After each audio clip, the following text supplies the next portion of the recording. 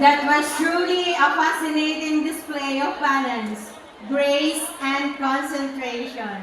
Thank you so much, Tinikling Group of Migrants, for that very nice presentation. Up next,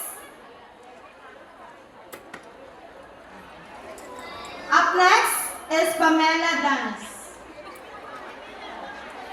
Pamela Dance, the song Pamela is all about having fun and dancing without a care in the world.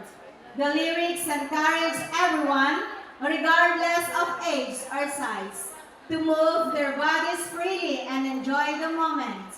The repeated references to Pamela and F4 serves as playful metaphors for a specific.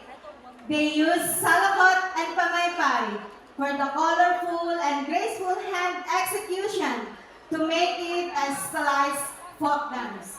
Let's welcome our next performer,